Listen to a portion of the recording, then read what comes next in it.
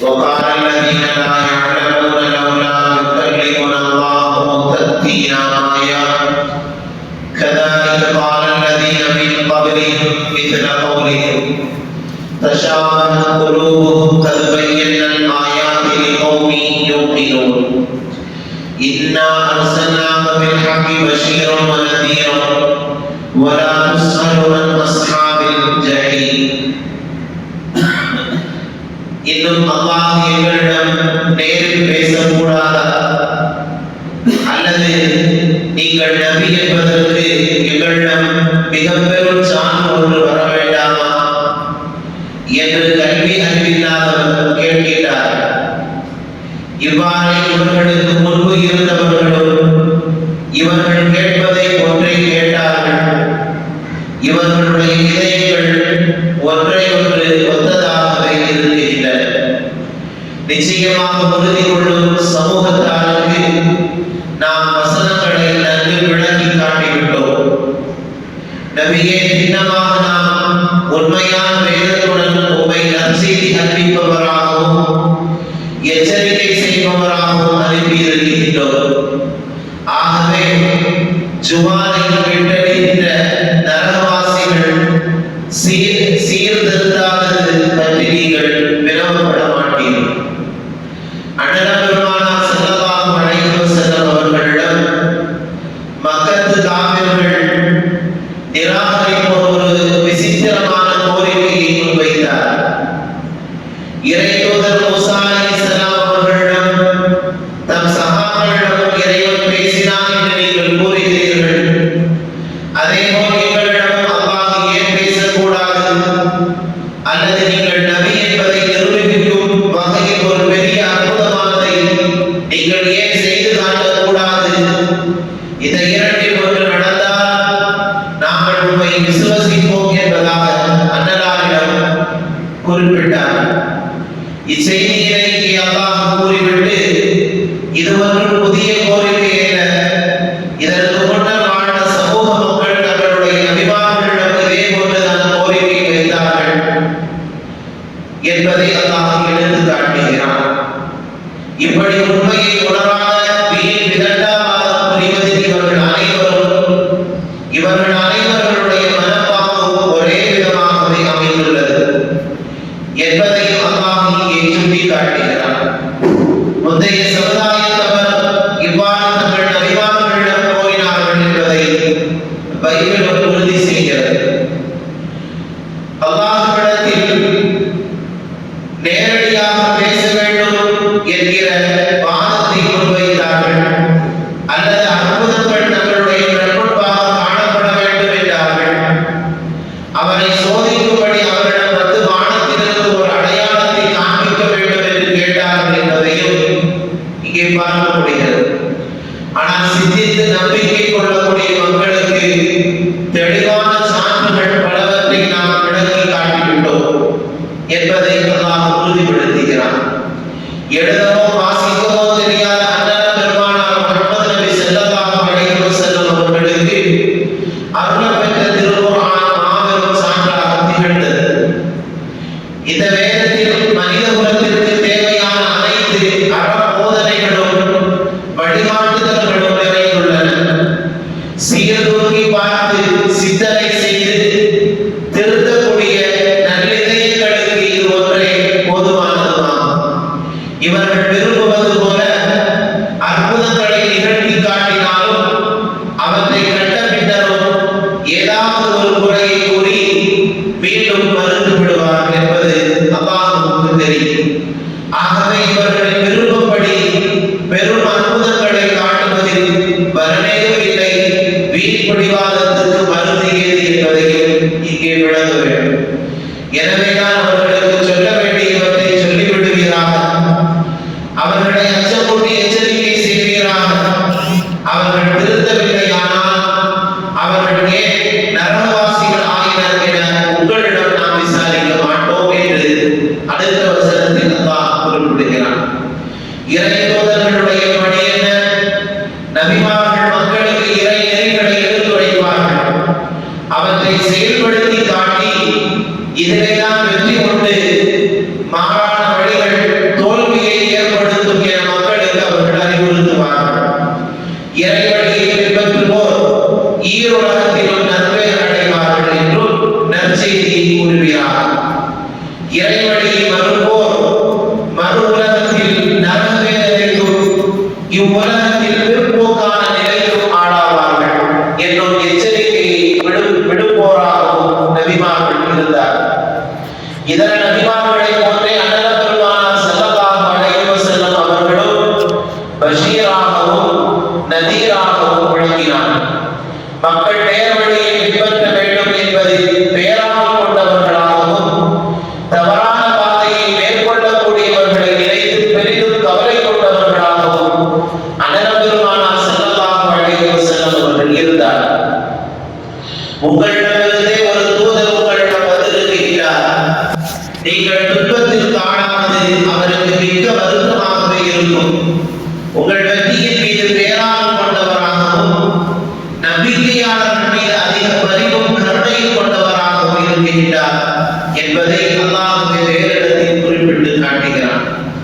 இன்னொரு வசனத்தில் நபியே, இவ்வேதத்தை அவர்கள் நம்பிக்கை கொள்ளாவிட்டால் அதற்காக நீங்கள் கவலைப்பட்டு உங்களை நீங்களே அழித்துக் கொள்ள வேண்டாம் என்று அல்லாஹ் கூறுகிறான். இன்னொரு வசனத்தில் அவர்கள் புறக்கணித்தால் நம் தூதை அவர்களுக்கு எடுத்துரைப்பது மட்டுமே உங்கள் மீது கடமையாகும் என்றும் இறைவன் தெரிவிக்கின்றார். நற்செய்தி கூறுவதும் எச்சரிக்கை செய்வதும் உங்கள் மீது உள்ள கடமையாகும். இவற்றை நீங்கள் சீராக செய்துவிட்டால் போதும். நரகவாசிகள் நரகத்திற்கு செல்வதை பற்றி உங்களிடம் எந்த கேள்வியும் விசாரிக்கப்பட மாட்டாது. ஆனால் அதை குறித்து நீங்கள் கவலைப்பட வேண்டாம் என்று அல்லாஹ் ரப்பல் ஆலமீன் நபிக்கு ஆறுதல் தருகிறார். நபிகள் நாயகம் ஸல்லல்லாஹு அலைஹி வஸல்லம் அவர்கள் இந்த சமுதாயத்திற்கான மிகப்பெரிய வழிகாட்டியாகவும் அச்சமூட்டி எச்சரிக்கை செய்பவர்களாகவும் தங்களுடைய பணியை சிறப்பாக செய்து முடித்து விட்டார். நான் எனக்கு கொடுக்கப்பட்ட பணியை சரிவர செய்து விட்டேனா என்று மக்களை பார்த்து கேள்வியும் எழுப்பினார்கள். ஹஜ்ஜத்துல் விதாவில் மக்கள் எல்லாம் ஆம் என்பதாக சாட்சியும் சொன்னார். ஆகவே நபியினுடைய பணி நிறைவேற்றி விட்டது. அதை சரியாக பயன்படுத்திக் கொள்பவர்கள் மட்டுமே இம்மையிலும் மறுமையிலும் வெற்றி பெறுகிறார்கள். வெற்றி பெறும் பாதையை நம்மை இடைத்தர முடியுமானா? நரகத்தினுடைய பாதைகளை விட்டு தவறான வழிகளை விட்டுவதாக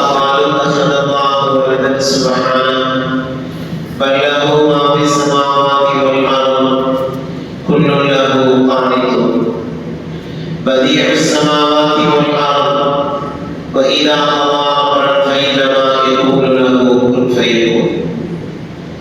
இன்னும் அவர்கள் அல்லாஹ் தனக்கு சந்ததியை ஏற்படுத்தி கொண்டான் என்று கூறுகிறார்கள்.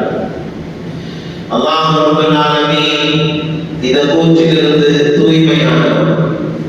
தவிரம் வானங்களிலும் பூமியிலும் உள்ளவை அனைத்தும் அவனுக்கே உரித்தானது. அவை அனைத்தும் அவனுக்கே அடிபணிகின்றன. இந்நிலையில் அவனுக்கு சந்ததி எதற்கு?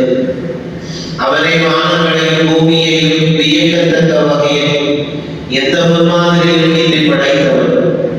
இன்னும் அவன் ஒன்றை செய்ய தீர்மானித்து விட்டால் அதற்கு அவன் சொல்லுவதெல்லாம் ஆகிவிடு என்பதை அடுத்த கணம் அவ்வாறு ஆகிவிடும்.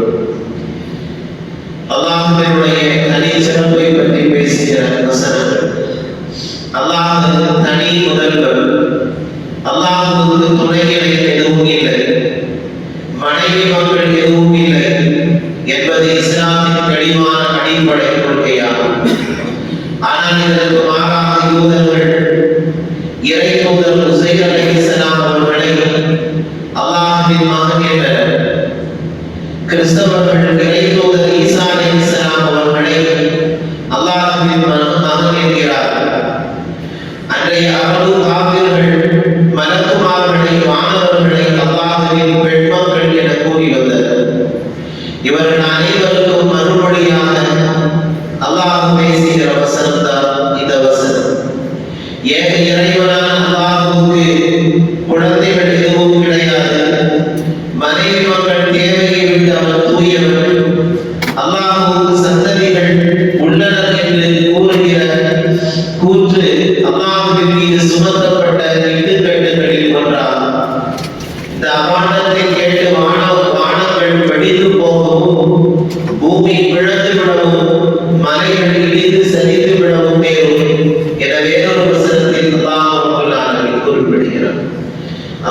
அல்லாஹ்வுக்கு சந்ததிகள் இருக்கிறார்கள் என்ற கூற்றை அறிவும் நிராகரிக்கிறது. ஏனெனில் அல்லாஹ்வுக்கு ஒருவர் மகனாகவோ அல்லது மகளாகவோ இருக்க வேண்டுமானால் அவர் எல்லா வகையிலும் அல்லாஹ்வுக்கு நிகரானவராக இருக்க வேண்டி வரும். அனைத்து உலகத்தையும் ஆக்கவும் அழிக்கவும் ஆற்றல் மிகுந்தவன் அல்லாஹ்வை தவிர வேறு எவரும் இல்லை. இந்நிலையில் அல்லாஹ்வுக்கு நிகரான சந்ததியினர் அவருக்கு உண்டு என்ற வாதம் முற்றிலும் பொய்யாகும் என்பது தெளிவு பெறுகிறது. தவிரவும் ஒருவருக்கு குழந்தையின் தேவை ஏற்படுவதற்கு பல காரணங்கள் உண்டு. தன் பெயர் சொல்ல ஒரு வாரிசு வேண்டும் என அவர் ஆசைப்படுவது ஒரு காரணம். எதிரிகளிடமிருந்து அவர் தன்னை காப்பாற்றிக் கொள்வதற்கு ஆழ்வளம் வேண்டும் என கருதுகிறார். முதுமை பருவத்தில் இயலாமையில் அமிழ்ந்து நடக்கும் போது தனக்கு உதவுவதற்கு மக்கள் தேவை என அவர் எதிர்பார்க்கிறார். இந்த காரணங்களில் ஒன்று கூட அல்லாஹ்வுக்கு சற்று பொருந்தாது. காரணம் அவன் எந்த தேவையும் அற்றவன். எனவே அல்லாஹ்வுக்கு குழந்தைகள் கிடையாது. தனக்கு சந்ததி கிடையாது என்பதை நிரூபிக்கும் வகையில் அல்லாஹ்வை இங்கு 4 சான்றுகளை எடுத்து காட்டுகிறான். ஒன்றாவது, வானங்கள் பூமி உள்ள அனைத்து பொருட்களும் அல்லாஹ்வுக்கு உரித்தான. அவனுக்கு சகல அதிகாரமும் உண்டு.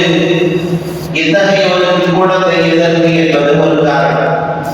இரண்டாவதாக, அனைத்து பொருள்களும் அல்லாஹ்வுக்கு அடிபணிந்தன. அவனது கட்டுப்பாட்டை மீறி ஒன்றும் இங்கே இயங்குவதில்லை.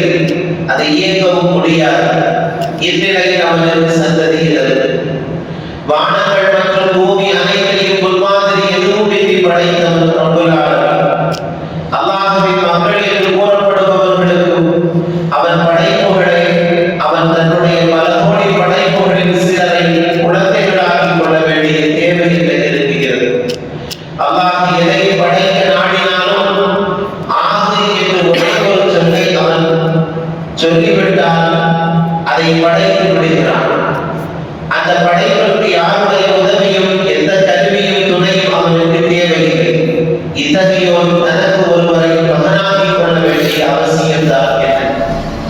அல்லாஹ் குர்ஆனிலே என்று சொன்னால் படைப்புகள் உருவாகிவிடும் என்றால் வானவர்கள் சில துறைகளுக்கு பொறுப்பாளிகளாக நியமிக்கப்பட்டிருப்பது. ஏன் இறை தூதர்களிடம் வகி வேத வாக்குகளை கொண்டு வந்து சேர்க்கும் பொறுப்பு மாணவர் ஜிப்ரீல் அலைஹிஸ்ஸலாம் அவர்களிடம், உயிர்களை கைப்பற்றும் பொறுப்பு மாணவர் இஸ்ராயீலிடமும், உலக அழிவில் பெய்த சூர் எக்காலம் ஊதும் பொறுப்பு மாணவர் இஸ்ராயீலிடம், மனிதர்களின் செயல்களை பதிவு செய்கிற பொறுப்பு பல மாணவர்களிடம் ஒப்படைக்கப்பட்டிருப்பது ஏன் என்கிற கேள்வி வரலாம். அல்லாஹ் சொன்னால் எல்லாம் ஆகிவிடும் பொழுது இதற்கெல்லாம் எதற்கு ஆண் என்பதாக எண்ணலாம். உலக நடப்புகளுக்கு ஏற்ப இறைவன் இந்த நியமனங்களை செய்திருக்கிறான் என்பதை இதற்கு விடையாகும். காரண காரியங்களுடன் படைக்கப்பட்டுள்ள உலக அமைப்பில் ஒவ்வொரு காரியமும் படிப்படியாக நிகழ்ந்து வருகிறது. இதுவே உலக அமைப்புக்கு பொருத்தமானது ஏற்றமானதுமாகும். எனவே மலக்குமார்கள் மாணவர்களை கொண்டு இப்பணிகள் நிறைவேற்றப்படுகின்றன. இறைவன் நினைத்தால் மாணவர்கள் இன்றி ஒரு வினாடியில் எதனையும் செய்து முடித்து விடுவார். அல்லாஹ் அனைத்து மீதும் பெயராற்றல் மிக்கவன் என்று திருக்குர்ஆன் பல இடங்களில் கூறுகிறது. ஆகவே அல்லாஹ்வினுடைய ஆற்றல் எவ்வளவு பெரியது, அவன் எவ்வளவு கண்ணியத்திற்குரியவன், எவ்வளவு மகத்தானவன் என்பதை மனிதன் உணர வேண்டும். ஆகவே இதுபோன்றுள்ள சில காரியங்களை குறிப்பிட்டு அல்லாஹ்வினுடைய கண்ணியத்தை பழித்துவிட வேண்டாம் என்பதையும் முஃபஸ்ஸிர்கள் விளக்குகிறார். யூதர்களோ அல்லது கிறிஸ்தவர்களோ அல்லாஹ் பிள்ளையை பெற்றெடுத்தான் என்று கூறுவதில்லை. மாறாக மனிதர்களில் சிலரை தனக்கு மகனாக ஏற்படுத்தி கொண்டார் என்று அவர்கள் கூறுகிறார்கள். குறிப்பாக கிறிஸ்தவர்கள் இயேசு கர்த்தராக பிறந்தார் என்று கூறுவதில்லை. இயேசு பிறந்த பின்பு கர்த்தர்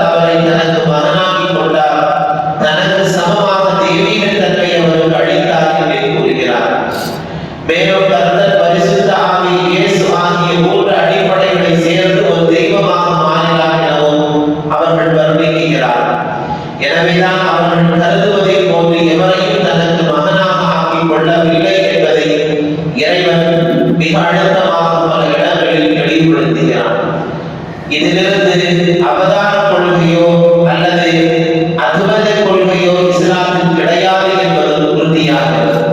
அல்லாஹ் ரப்பல் ஆலமீன் எல்லாவற்றின் மீதும் பேராற்றல் மிக்கவனாக இருப்பதினால் அவன் எதன் மீதும் தேவையாகுவதில்லை. மனிதர்கள் தான் பிறர்களிடத்தில் தேவையுடையவர்களாக இருக்கிறார்கள். அல்லாஹ் பேராற்றல் மிக்கவன், அவன் யாரிடம் தேவையாக வேண்டிய தேவையும் இல்லை, அதனால் அவனுக்கு சந்ததிகளும் இல்லை என்பதை இந்த வசனங்கள் வெளிப்படுத்துகின்றன. அல்லாஹ் ரப்பல் ஆலமீன் குர்ஆனில் கூறிய அடிப்படை